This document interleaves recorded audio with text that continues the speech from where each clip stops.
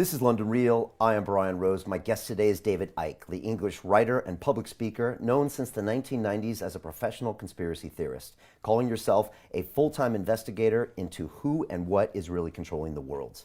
You're the author of over 21 books and 10 DVDs and have lectured in over 25 countries, speaking live for up to 10 hours to huge audiences filling stadiums like Wembley Arena. You are here today to talk about the coronavirus pandemic, the worldwide COVID-19 lockdown, and the looming global economic recession. David, welcome back to London Real. Thanks, Brian. A lot of people out there with a lot of questions. There's a lot of confusion. This is a crazy time. I wanted to start off and just say a few things as far as where we are. Okay. It's March 18th, 2020 right now. I want to throw some of my views out there, and then I want to hear your views, Okay. and I want to have a good discussion about this. Stock markets in America are down well over 25% since their highs, and a global recession is all but certain. Federal Reserve has cut rates to nearly zero. The U.S. has approved a $1 trillion stimulus package. The U.K. a £330 billion stimulus package. Many industries at risk. Aerospace, travel companies, entertainment, events, retail outlets, the list goes on and on and on. I hear through my sources we should expect military troops here in London in the next couple days on the streets. David, there's an ancient Chinese expression that says, "May you live in interesting times." Some say it's a curse. What do you see in the world? What are you concerned about? And do you feel for the British citizens and global citizens? Right. Well, maybe if I just put some background in place, and then we can take it from there.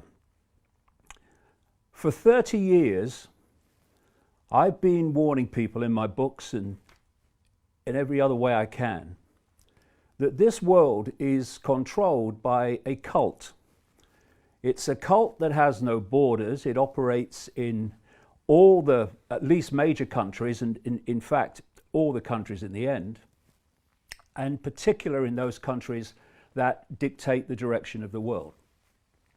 So the cult will be at the core of the system in China. It will be at the core of the system in America, etc., etc., etc.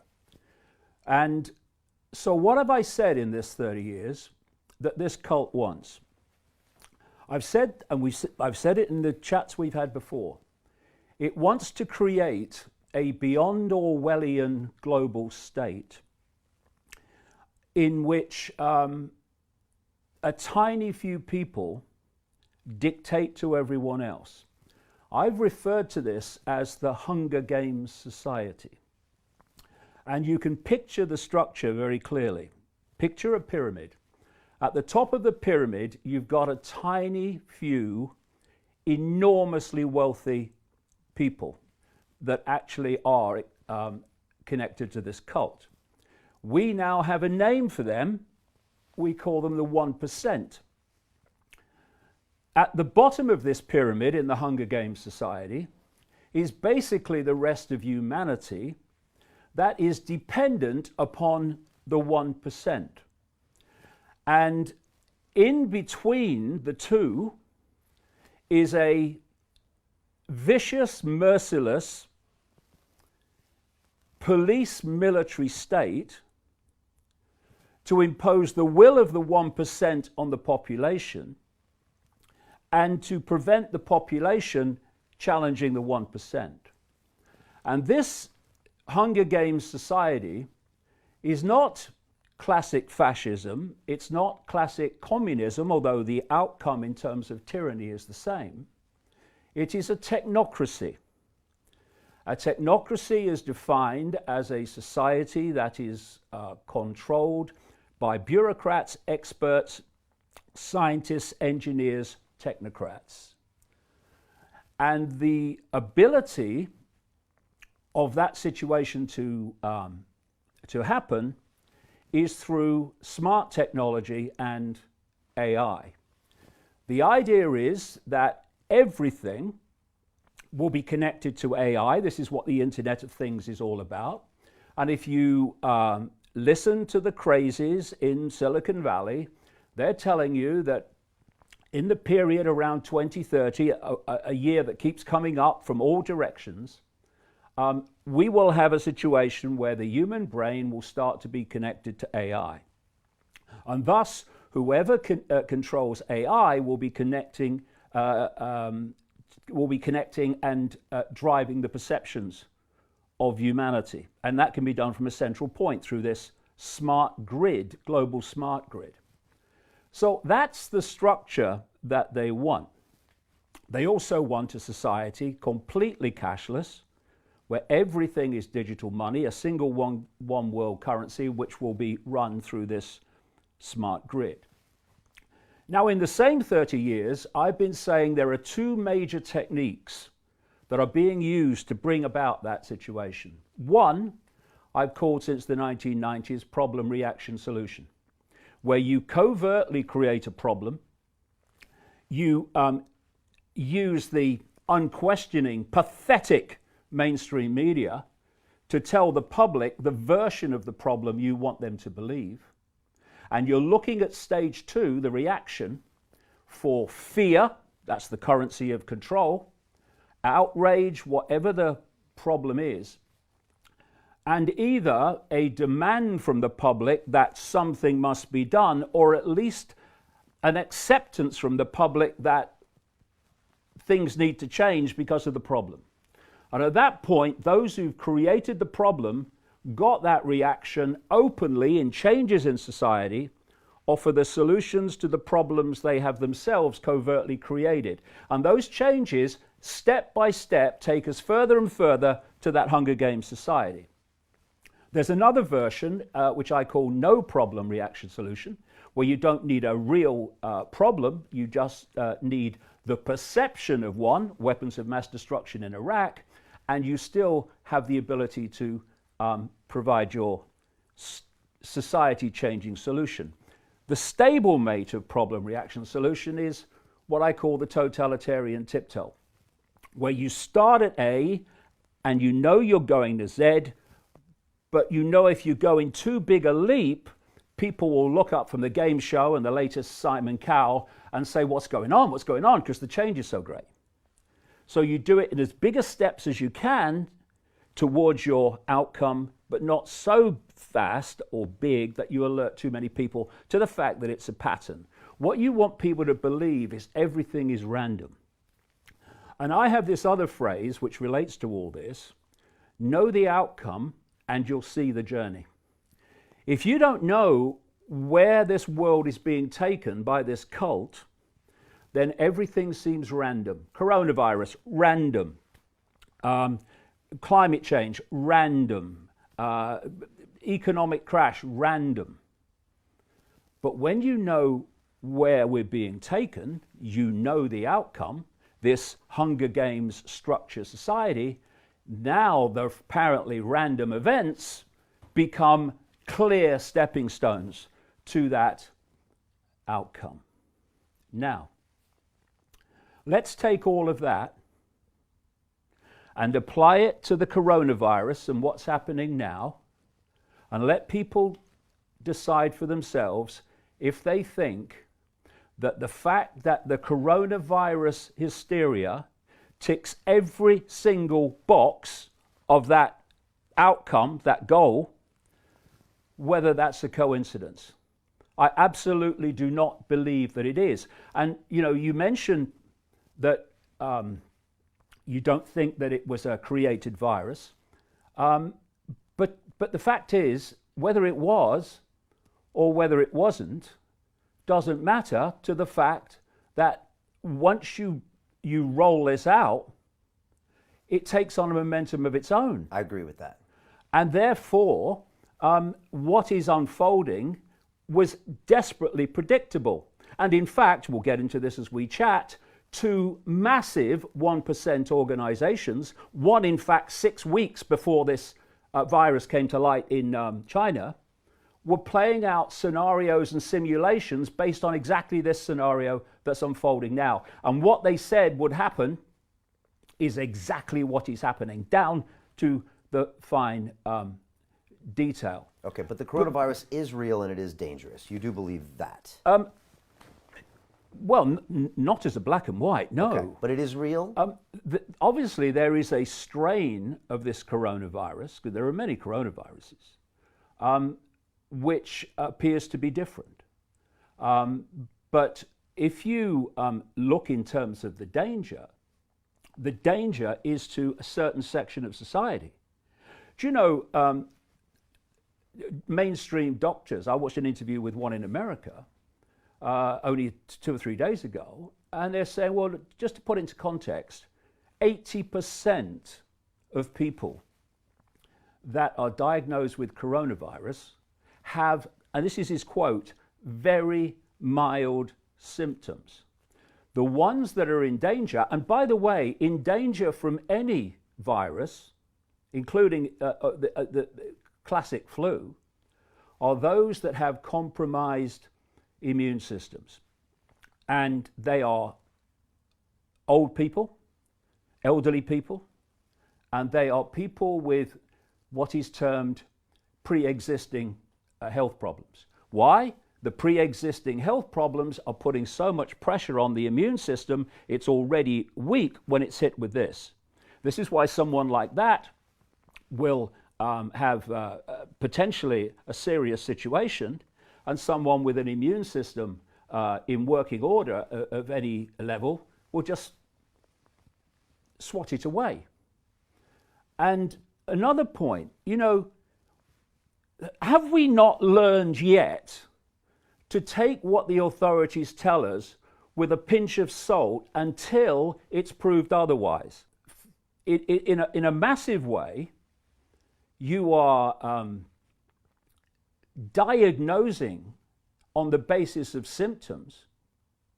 How the hell do you know they've got this coronavirus strain and not something else?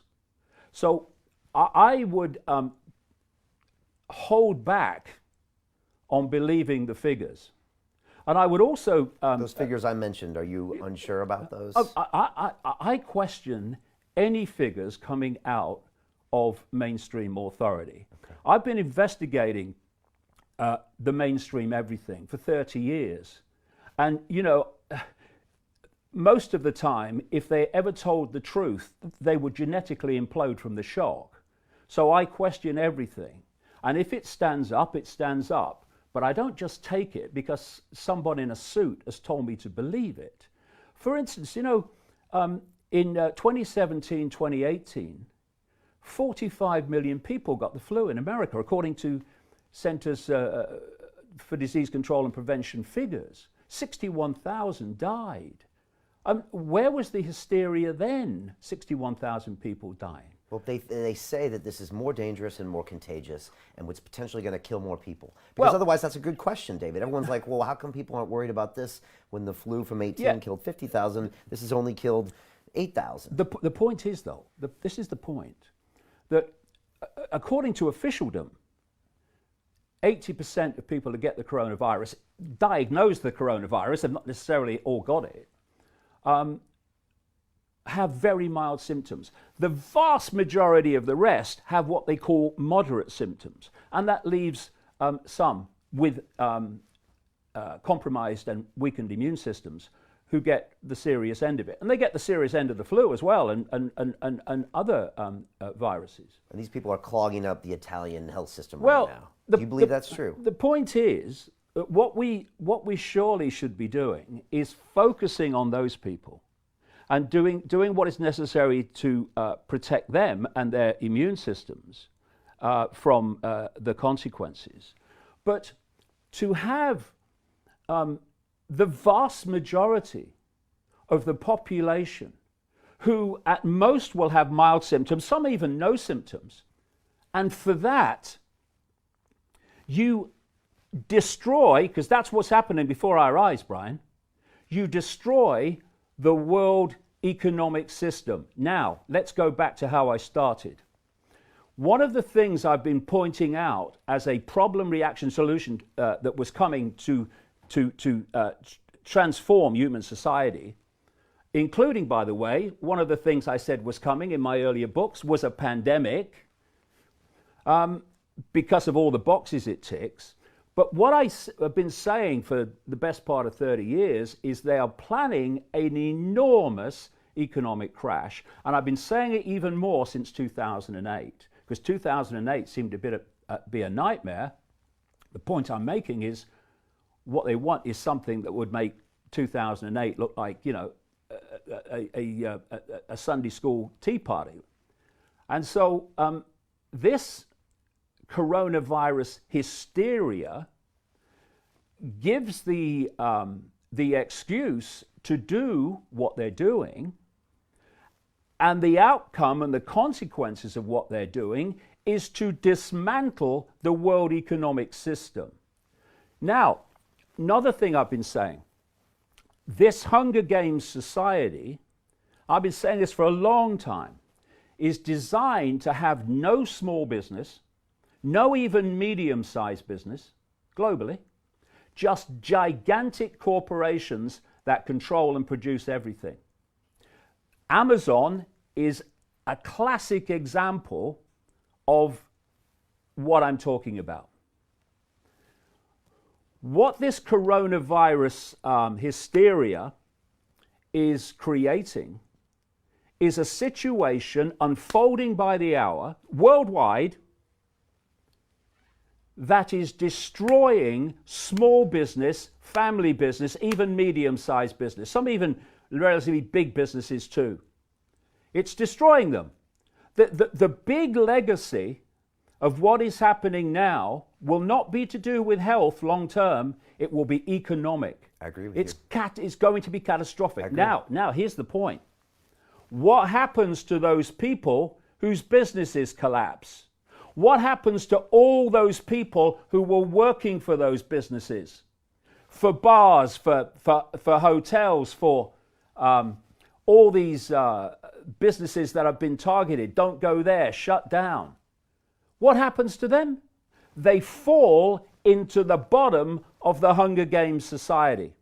And what we're seeing now, every day, is this Hunger Games society coming closer and closer and closer because of what's being done in the name of protecting the people. I got news for you.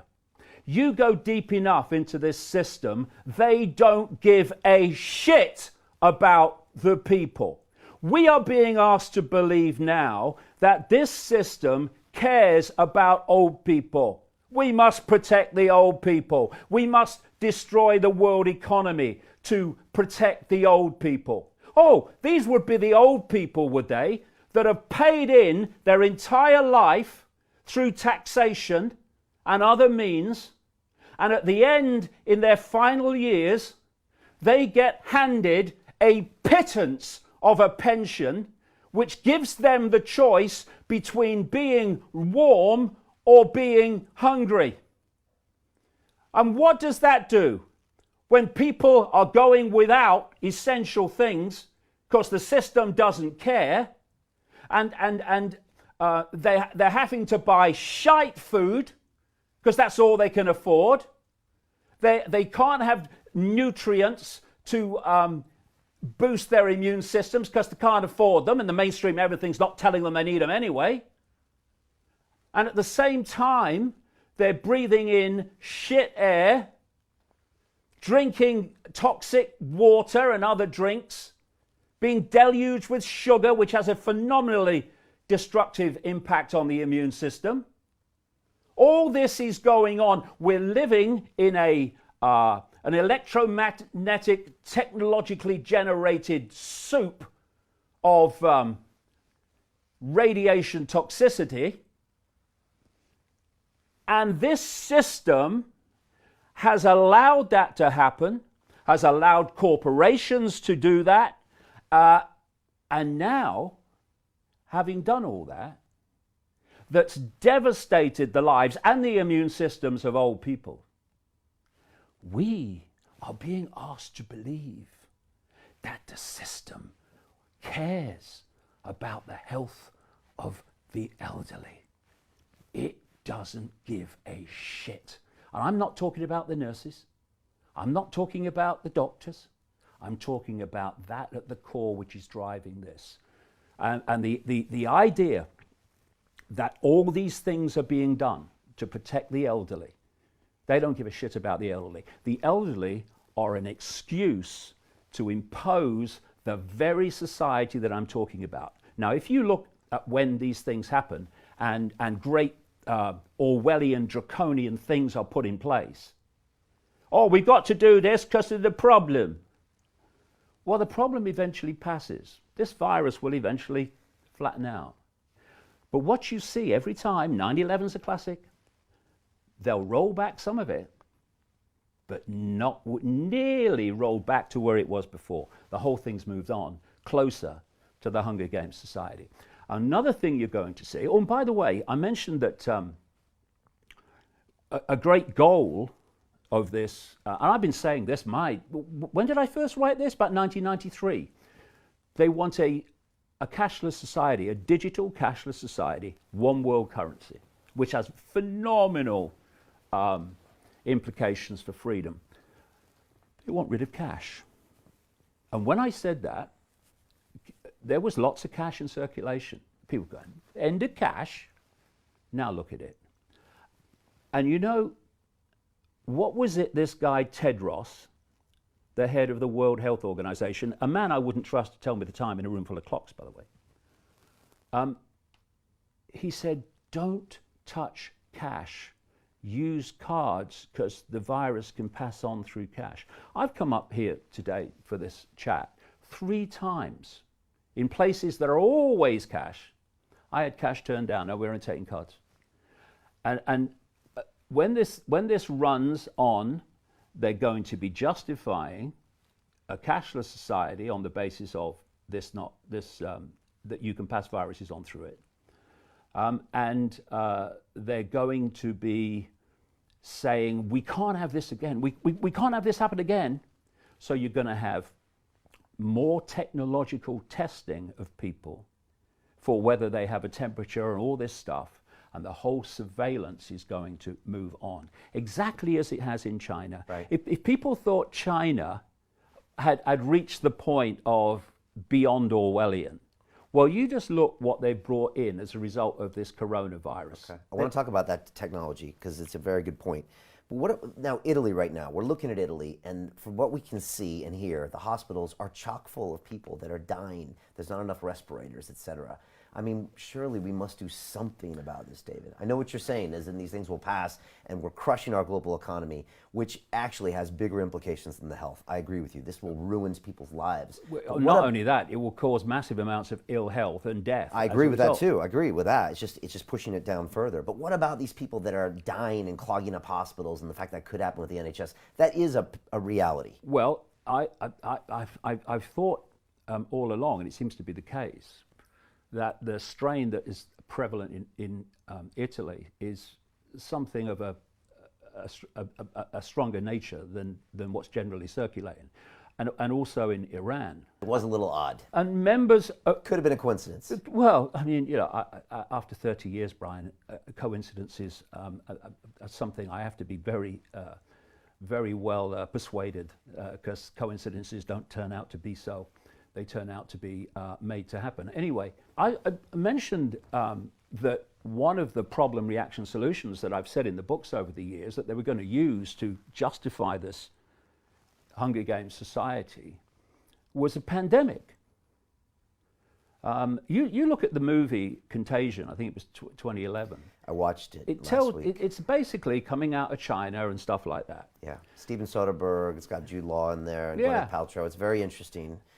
Very well made. Yeah, but you know, I've talked to you in previous chats about something called preemptive programming, where they preempt something to put it into the subconscious mind, even the conscious mind, through Hollywood, and then suddenly it kind of happens for real.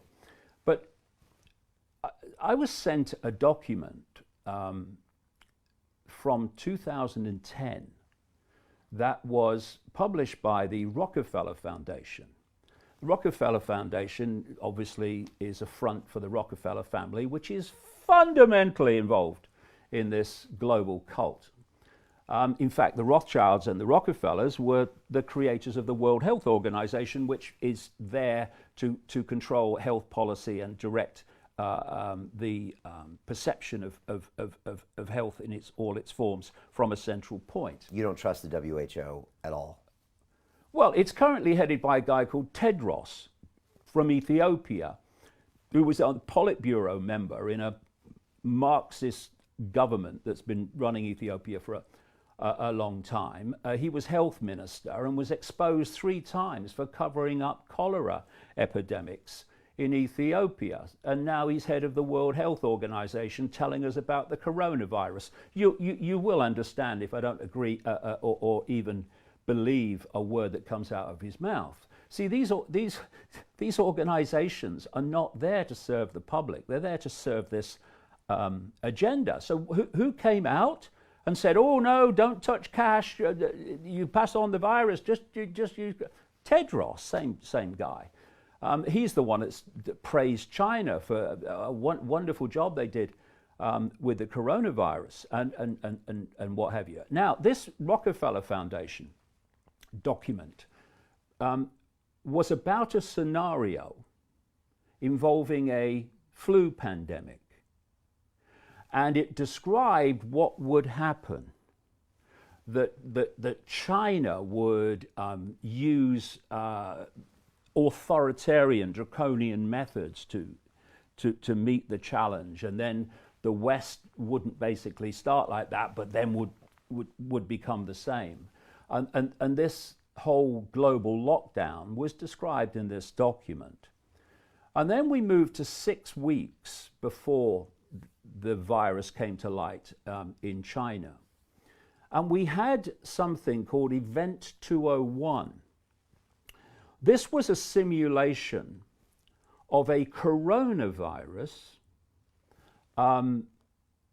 pandemic, which involved the World Economic Forum, which has its meeting every year in Davos.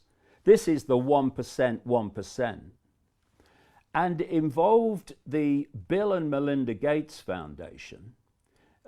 Bill Gates, the guy that wants to vaccinate the frickin' world, and, by the way, is funding the electronic tracking of people so that the authorities know if they've been vaccinated or not, through an organization he funds called Gavi. And they ran this simulation called Event 201, in which they inserted, scenario or simulated news reports. And if you watch them, you can see it on the internet. It's just like the news reports we're seeing in the media. And they were discussing, okay, what can we do? And there was a whole area of this simulation where they're discussing how they control information. And they're saying, how do we deal with the anti-vaxxers? How do we make sure that the official narrative of the pandemic is the one that's dominating the internet and all these lines of communication, and not what they call conspiracy theories, putting another point of view. And all these things that they talked about in this scenario have happened.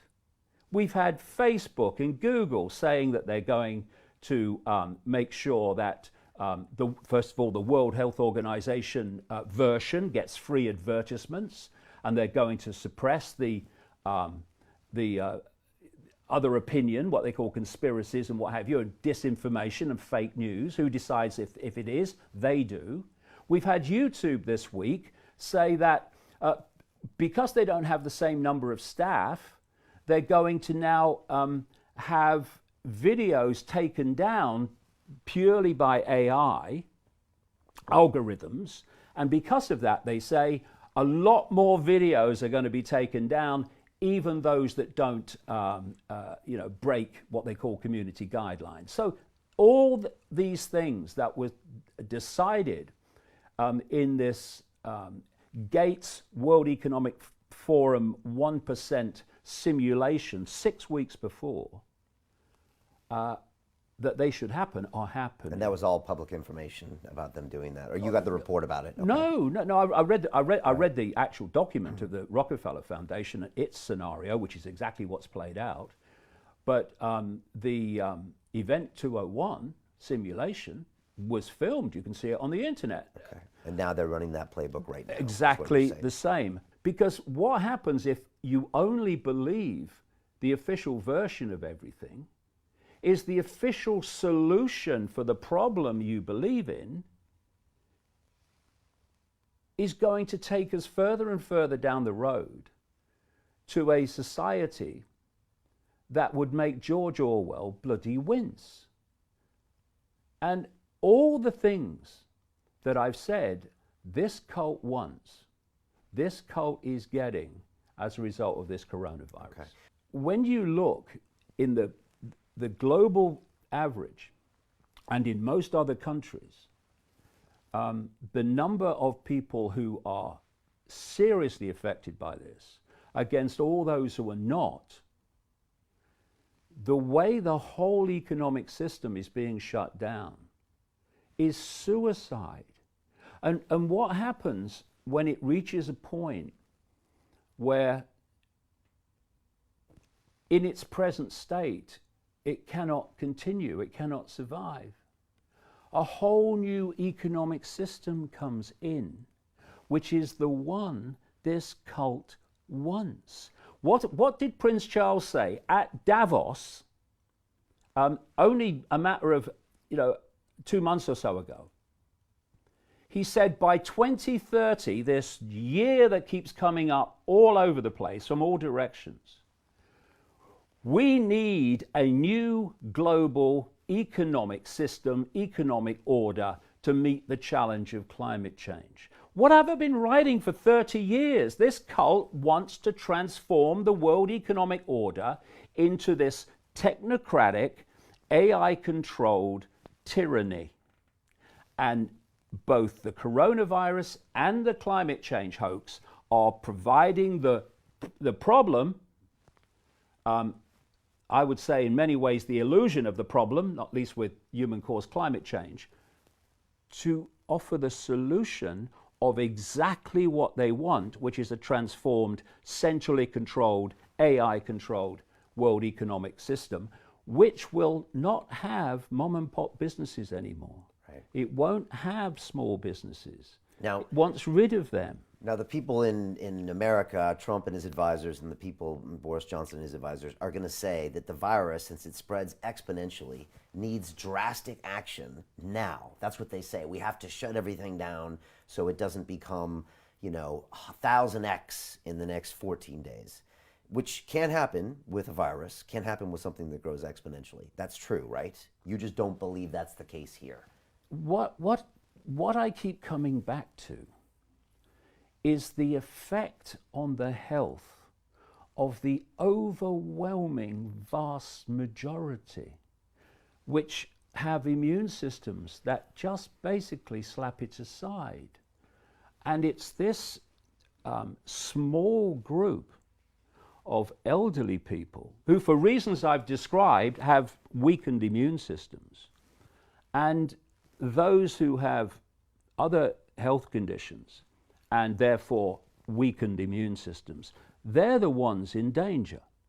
So if you focused everything on them, and if necessary, isolate them and focus your resources on them so no one goes hungry and no one is in need, but the rest of the population, 80%, very mild symptoms or no symptoms, others with moderate symptoms.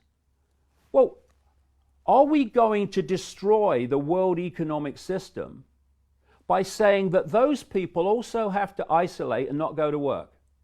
Yeah. For me, that's crazy. Focus on those who are in danger. Throw everything at them. Cocoon them if necessary. But cocoon them with fairness and with compassion and with total support.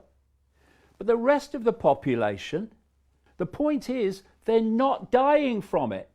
They're not even, most of them, being affected more than very mild symptoms. So why are we locking them away and bringing down the world economic system and destroying people's businesses, livelihoods, ability to pay the rent? Why are we doing that? and not just focusing totally on those who could have a serious problem because of their immune system deficiencies? I don't know. And they're telling us. I'll tell you why. Because if they carried on and allowed that to happen, the world economic system would not be demolished. And the idea is to demolish it so you can replace it. Problem, reaction, solution. That's why.